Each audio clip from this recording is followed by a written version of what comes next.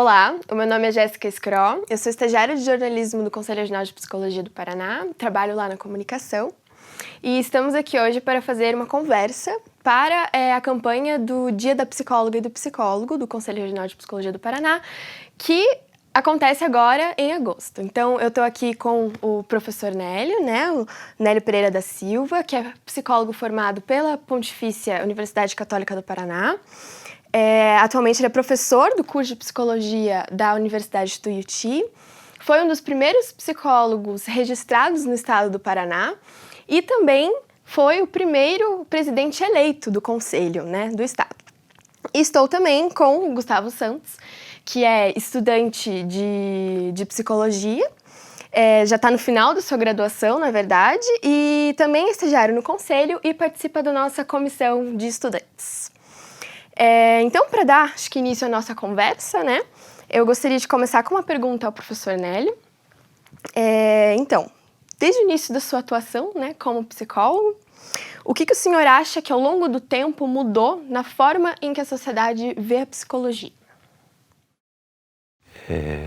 A psicologia é razoavelmente ainda uma ciência nova, A efetivação legal da psicologia é a partir de 1962.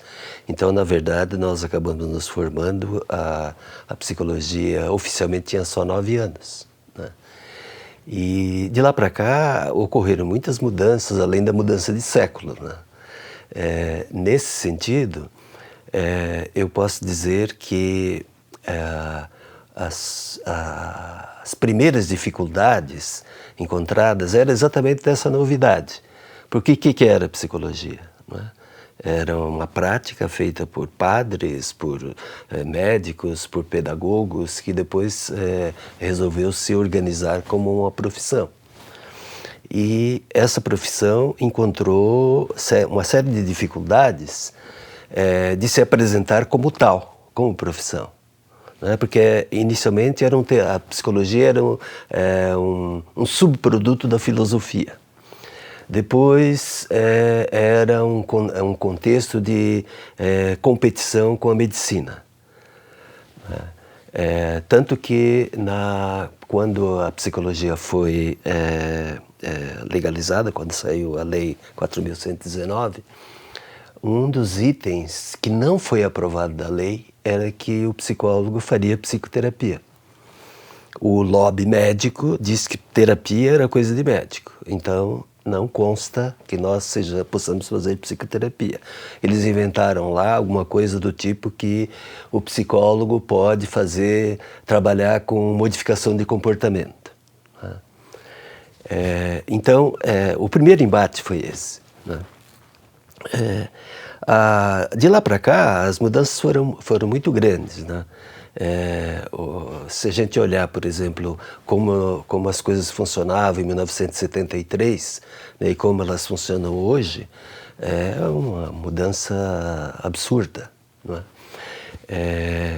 Todo esse fenômeno atual das redes sociais, da informática, alterou plenamente ou totalmente o funcionamento do psicólogo. Mas eu penso que essas modificações ocorreram no sentido de que a psicologia foi se adaptando às mudanças e o mundo começou a aceitar a psicologia. No início da psicologia, ir a um psicólogo era algo que as pessoas escondiam, porque ir a um psicólogo significava que você tinha alguma tarja de loucura que devia ser tratada. Hoje a gente encontra pessoas que tentam fazer psicoterapia por diletantismo, faz porque é chique, tem um terapeuta. Mas, nesse sentido, a psicologia, eu penso que hoje tem o seu lugar. E o estabelecimento desse lugar é devido à ação desses pioneiros que organizaram a classe, organizaram a profissão. Seja pelos sindicatos, seja pelos conselhos, por todo o modo como os conselhos trabalham, orientam. Então, eu penso que houve uma evolução significativa né? E se no início, né, a psicologia precisava brigar para ser vista como uma profissão séria, hoje ela seguramente está consolidada. E nessa história, né, enfim, o CRP, né, do Paraná, hoje esse ano vai fazer 40 anos de história. Então, é uma história longa, né, nessa luta de valorização pela profissão. Então, assim, você com certeza tem muitas histórias para contar em relação a isso. E eu gostaria de saber se tem alguma história específica, né, ou alguma história, talvez inusitada, que você pudesse contar pra gente. Então, em relação a esse início, né, que realmente começou em 1979, o primeiro grupo de conselheiros aqui do Conselho, a gente se considerava biônico. Biônico porque nós fomos indicados, vivíamos o período da ditadura, né? Então não havia eleição. Então nós fomos indicados e essa indicação foi, o Conselho Federal escolheu 18 psicólogos que constituiriam o primeiro conselho. E desses 18 eu destaco, né, a Maria Júlia, que nessa época tinha já uma ação bem significativa e com muita justiça, né, por tudo o que ela produziu, que ela correu atrás, ela tem o número 1. Os primeiros conselheiros os primeiros inscritos eram os conselheiros do 1, que era Maria Júlia, até o 18. Né? Eu sou o 16, porque naquela época eu era suplente. Né? Então, o que fica é assim, nós somos produto da ditadura, né? Porque nós não fomos eleitos. Né? A segunda história que eu queria contar é sobre um fato que eu presenciei e que foi, possivelmente no Brasil, o único momento em que se fez um flagrante de exercício ilegal da profissão de psicólogo. Eu fui presidente de 82 a 85 e logo no começo da minha gestão, a gente recebeu uma notícia que em Londrina havia um psicólogo, suposto psicólogo, que se anunciava no jornal como psicólogo nato, que nunca fez psicologia, mas ele foi dotado por Deus da capacidade de praticar a psicologia. E ele tinha consultório cheio. Né? E nós mandamos lá o fiscal, né? E o fiscal chegou, bateu na porta e foi acompanhado por um policial. E bateu na porta, ele saiu, abriu a porta e falou: eu não posso falar com vocês agora porque eu estou atendendo um paciente. Falei assim: não, o senhor vai atender sim, o paciente vai ser testemunha porque nós estamos dando um flagrante de exercício ilegal da profissão porque o senhor não é psicólogo. E ele saiu preso de lá. Né? Ficou preso por muito pouco tempo, né? Porque ele tinha muito conhecimento da cidade, né? Imediatamente arranjou alguém que tirou. E,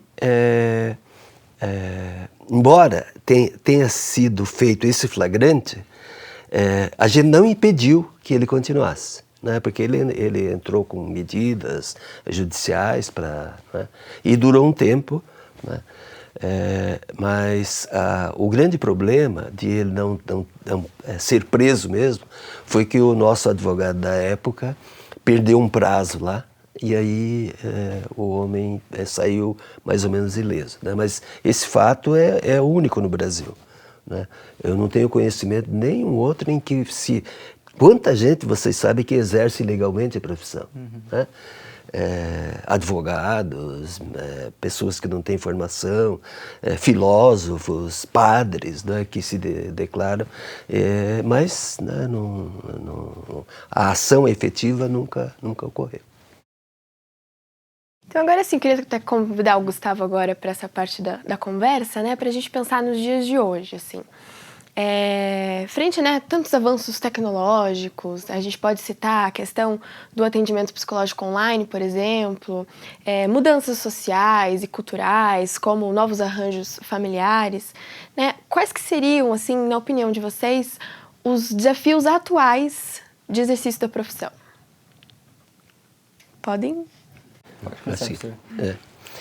Veja, eu penso que há muitos desafios, não é? Essas mudanças, sobretudo no nível da comunicação, elas exigem, por exemplo, para mim, que estou há quase 50 anos, né, na profissão, um processo de adaptação contínuo, né? Vocês novos que estão chegando já vão chegar falando uma linguagem mais tranquila, né? Mas o que eu observo é que há um esforço muito grande dos psicólogos que estão em ação de fazer esse processo adaptativo, né? Não só os primeiros, né, como era o pessoal da minha turma, mas os que vieram depois, né, se adaptaram, estão se adaptando com muito empenho e muita capacidade, né, para dar conta do que está ocorrendo. Se você me perguntou a respeito dos desafios, né?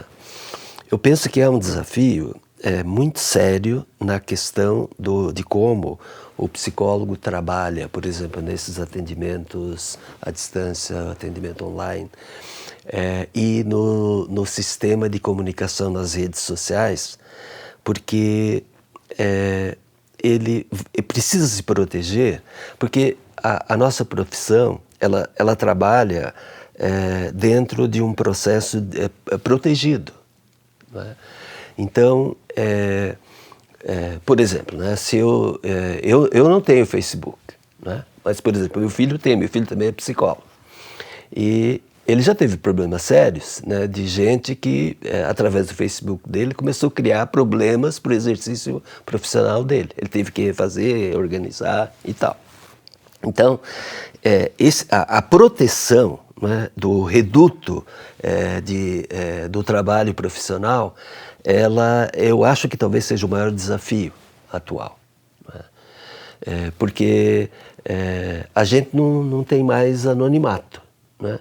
Um dia eu recebi uma paciente que disse assim: você não precisa se apresentar, porque eu já sei tudo sobre você, eu pesquisei você em todos os lugares, e veja, eu não tenho Facebook, hein?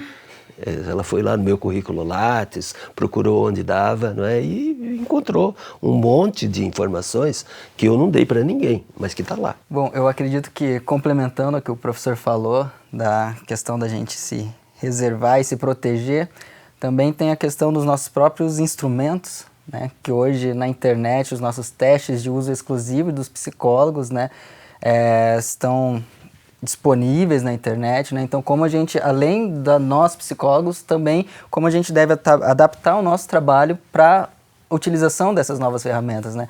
Ou seja, ingressar esses testes psicológicos usando a internet ao nosso favor, que hoje parece que ela está um pouco contra a gente.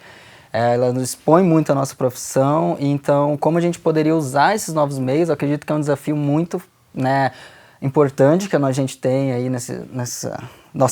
a nova geração, a minha geração e das pessoas que estão começando a faculdade também, de conseguir adaptar para o uso de smartphones, a internet, usar, né, para que a gente possa também aplicar testes em lugares remotos, que às vezes é muito difícil algum psicólogo chegar, né? Então, pensando na psicologia como profissão para atingir todas as pessoas, né, e que a gente consiga transformar a nossa sociedade em mais humana em locais que ainda não se pode ter, ou a psicologia ainda não atingiu efetivamente também.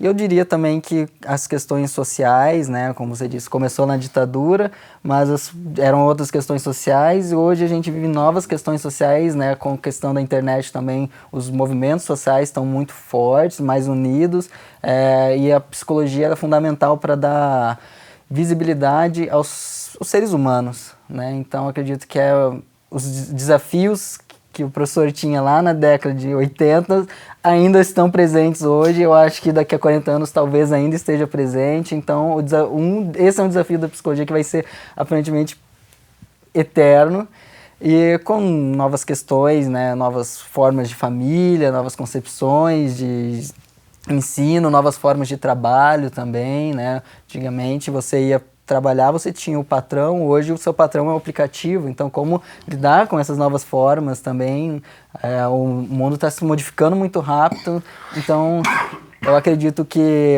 o nosso trabalho de nos adaptarmos quanto psicólogos a essas novas ferramentas, a essa velocidade muito rápida do mundo de hoje, seja um desafio aí que veio para a nossa geração de psicólogos.